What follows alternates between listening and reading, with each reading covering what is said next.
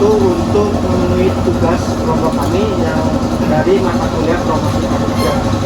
Nah, di sini kita nanti bentuknya dalam bentuk pemuluhan atau edukasi kita akan kemudian di sini saya tanya ke Mas Masnya, ini Mas ada yang tahu tentang K3? K3 itu sendiri itu keselamatan dan kesehatan kerja. Nah, dari K3 itu sendiri adalah suatu kegiatan yang tentunya itu untuk memberi jaminan atau pencegahan terkait kecelakaan kerja atau penyakit kerja kepada tenaga kerja yang ada di suatu pekerjaan.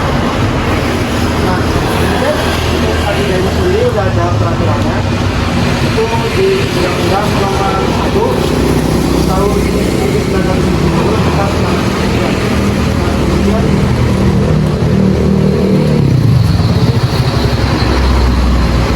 itu dari tujuan K3 sendiri itu yang pertama untuk meningkatkan efektivitas terkait perlindungan dan jaminan untuk keselamatan kerja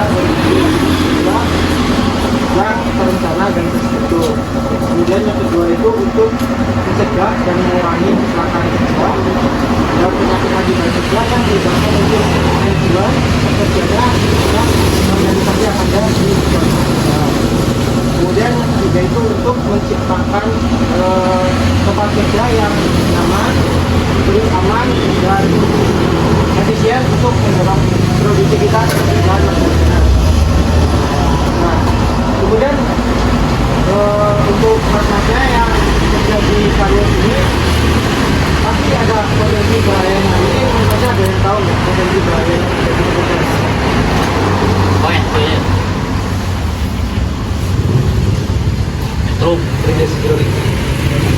Nah ini jadi dalam potensi sumber bahaya itu di setiap kerja itu ada 5 mas makanya, yaitu yang pertama ada dari manusia misalnya sebagai pekerja, kemudian yang kedua itu ada metode kerja, kemudian yang ketiga dari mesin-mesin yang digunakan oleh masnya, kemudian yang ketiga itu material atau bahan-bahan yang digunakan oleh masnya, mungkin sabun, kemudian yang keempat itu ada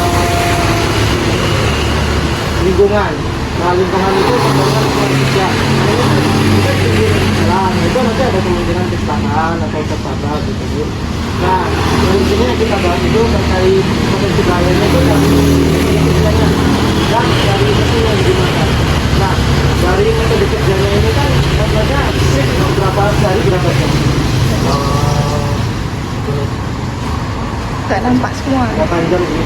Nah, kemudian untuk penggunaan mesin itu salah satunya yang mesin poles nih.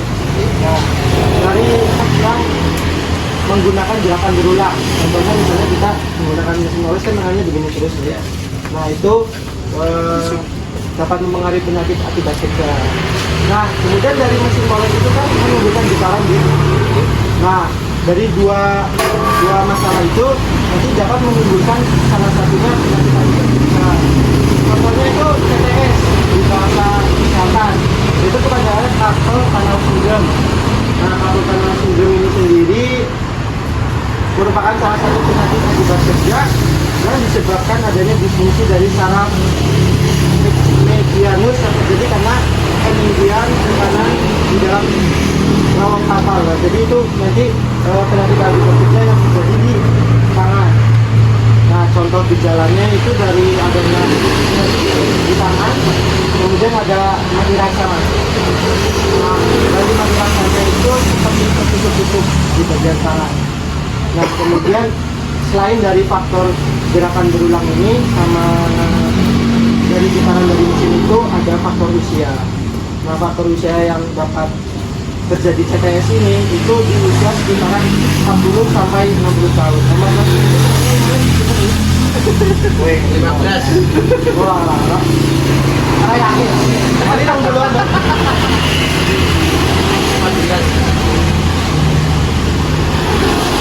Nah, terus terkait CTS ini ada banyak mas pengendaliannya. Nah, mungkin dari mas-masnya di sini pengendaliannya yang sudah ada apa ya mas? Selain masalah yang selain CTS ini, mungkin dari APD ada nggak mas yang dipakai? Alat pelindung diri, ya yang di tangan, atau di tangan apa? Tapi nggak rutin dong? Ya. Jadi terkait pengendalian dari kantong tangan sendirinya terkait itu ada banyak mas. Contohnya misalnya mas yang udah terjangkit dari ini udah merasa gejala, itu pertama ada perawatan diri sendiri. Contohnya dengan istirahat. Nah istirahatnya ini dengan mengurangi gejalanya itu dengan istirahat yang dimana menjauhkan dengan kegiatan-kegiatan yang menggunakan mesin-mesin tadi gitu. Terus yang kedua itu dengan penggunaan kompres. Nah ini dengan melakukan kompres S1 yang ditempelkan kepada lokasi yang nyeri. Nah kemudian itu ada pengendalian terkait pengendalian rekayasa teknik. Jadi di sini rekayasa teknik itu dengan memodifikasi mesinnya mas.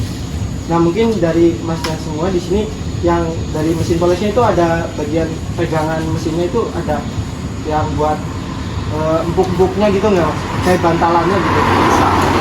Bisa ini. Itu kan dapat meredam dari getaran yang dihasilkan dari mesinnya. Itu sudah dilakukan berarti salah satu pengendaliannya. Kemudian dengan pengendalian administrasi. Jadi administrasi di sini itu dengan penggunaan shift kerja. Kemudian dengan penggunaan simbol itu tadi dengan metode 15-5. Nah, 15-5 itu tuh apa? Jadi 15 menit kita menggunakan mesin itu, simbol itu, kemudian 5 menit dengan istirahat. Jadi 15 penggunaan mesin, kemudian 5 menit dengan istirahat, baru nanti bisa menggunakan lagi dengan 15 menit. Kemudian contohnya itu dengan misalnya masa ini udah menggunakan mesin poles dalam jangka 1 jam. Nah, nanti mungkin bisa bergantian dengan mas yang ini gitu. Kemudian ada penggunaan APD. Nah penggunaan APD-nya itu dengan penggunaan digunakan dari tangan kita itu untuk mengurangi getaran tersebut. Kemudian ada penggunaan brace. Jadi brace itu bentuknya kayak sarung tangan tapi hanya menutupi telapak tangan dan ibu jari. Nah itu juga untuk mengurangi getarannya. Mungkin mas-mas di sini ada yang bisa langsung hitungannya nggak yang dari saya sampaikan?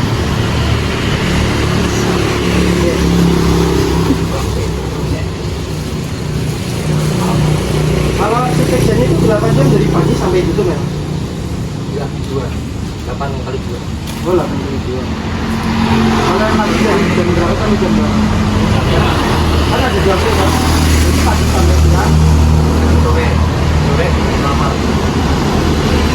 Mungkin itu aja yang bisa saya sampaikan terkait penjualan kami terkait ini seperti keberbanyak yang ada di tempat kejadian mas sekalian di sini.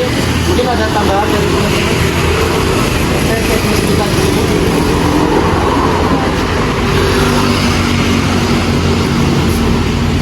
Mas ini kalau misalkan dari keselamatan dan kesehatan sosial. Nah itu suatu kegiatan yang berupaya mencegah atau mengurangi kecelakaan kerja atau penyakit akibat kerja dengan suatu upaya dengan pencegahan kecelakaan kerja dan penyakit akibat kerja. Kemudian untuk ketiga ini sendiri sudah ada dalam peraturan atau undang-undang nomor 1 tahun 1970 tentang kecelakaan kerja.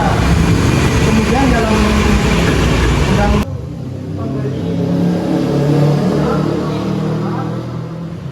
berkewajiban melakukan juga untuk penjaminan kesehatan pekerja itu suatu haknya. Jadi tujuan ketiga di sini itu untuk meningkatkan efektivitas kesehatan masyarakat. Jadi dalam ini itu terkait penugasan promosi K3 itu kesehatan keselamatan dan kesehatan. Nah, jadi kami kalau kita sekarang itu